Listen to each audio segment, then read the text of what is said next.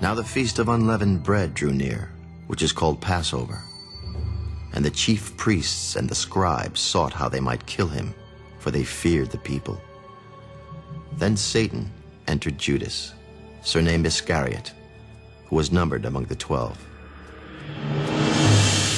So he went his way and conferred with the chief priests and captains, how he might betray him to them. And they were glad and agreed to give him money. So he promised and sought opportunity to betray him to them in the absence of the multitude. Then came the day of unleavened bread, when the Passover must be killed. And he sent Peter and John.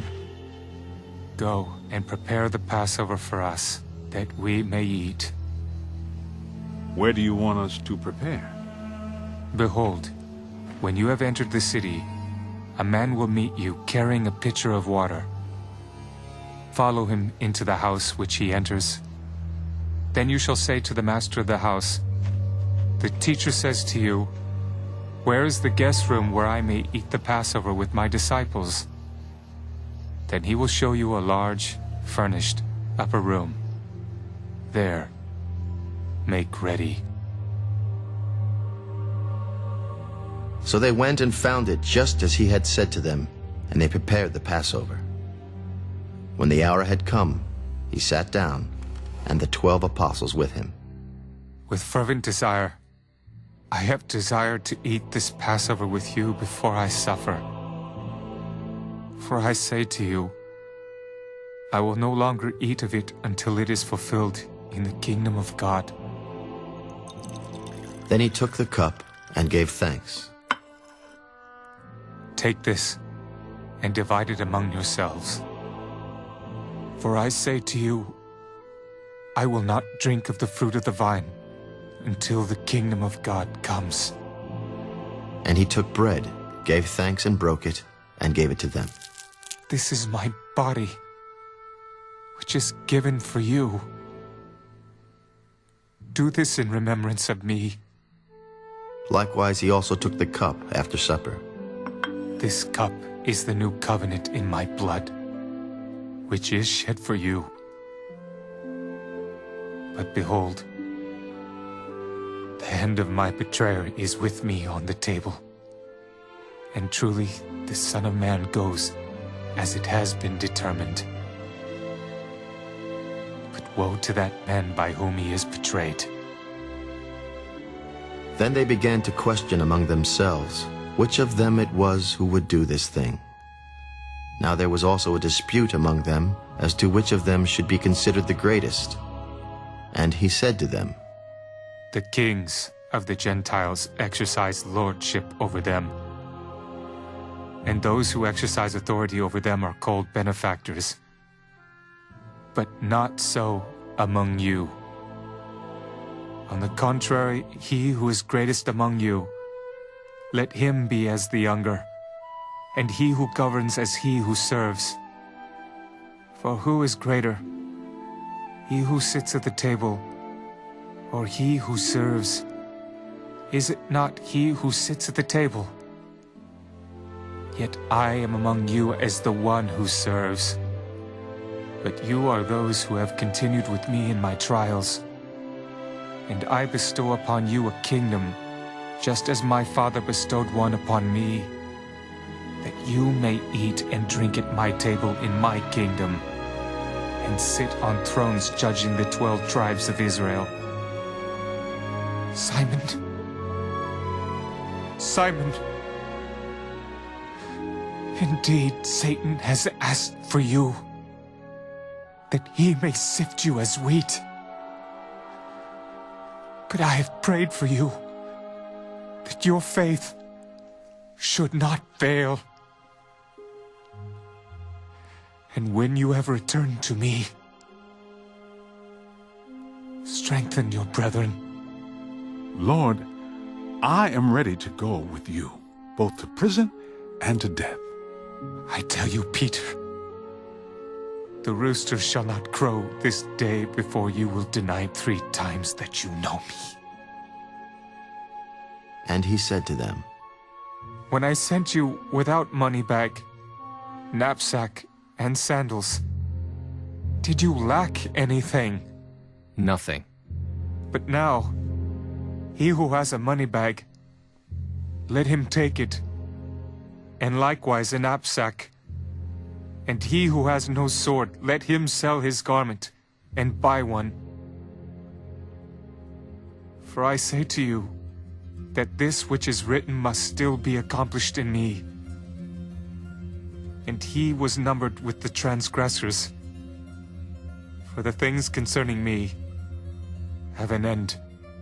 Lord, look. Here are 2 swords. It is enough.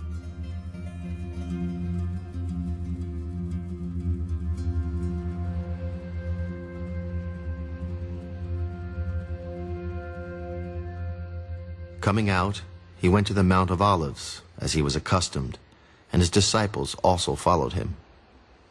Pray that you may not enter into temptation. And he was withdrawn from them about a stone's throw, and he knelt down and prayed. Father, if it is your will, take this cup away from me. Nevertheless, not my will, but yours be done. Then an angel appeared to him from heaven, strengthening him, and being in agony, he prayed more earnestly. Then his sweat became like great drops of blood falling down to the ground. When he rose up from prayer and had come to his disciples, he found them sleeping from sorrow. Why do you sleep? Rise and pray, lest you enter into temptation.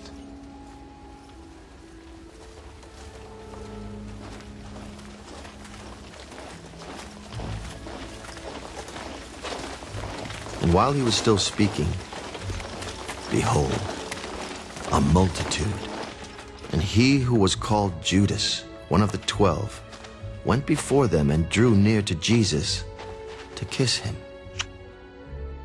Judas, are you betraying the Son of Man with a kiss? When those around him saw what was going to happen, they said to him, Lord, shall we strike with the sword?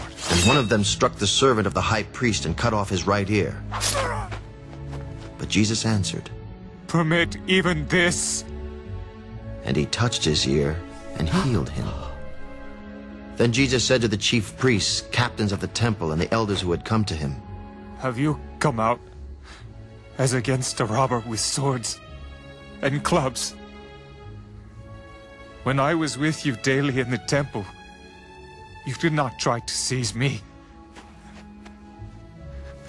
But this is your hour, in the power of darkness.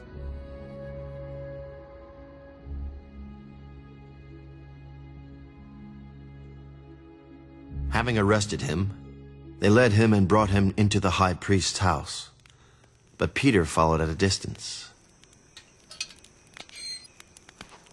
Now when they had kindled a fire in the midst of the courtyard and sat down together, Peter sat among them. And a certain servant girl, seeing him as he sat by the fire, looked intently at him.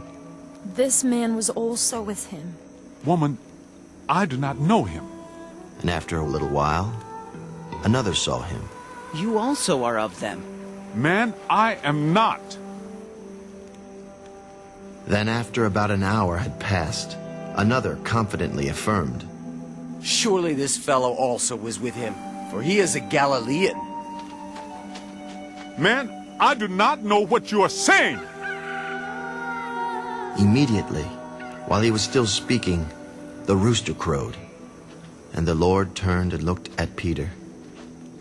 Then Peter remembered the word of the Lord, how he had said to him, Before the rooster crows, you will deny me 3 times. So Peter went out and wept bitterly.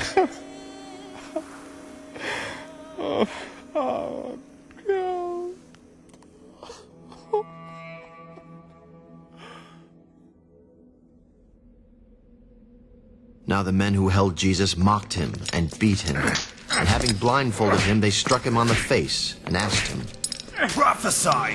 Who is the one who struck you? and many other things they blasphemously spoke against him. As soon as it was day, the elders of the people, both chief priests and scribes, came together and led him into their council. If you are the Christ, tell us. If I tell you, you will by no means believe. And if I also ask you, you will by no means answer me or let me go. Hereafter the Son of Man will sit on the right hand of the power of God. Are you then the Son of God? You rightly say that I am. What further testimony do we need? For we have heard it ourselves from his own mouth.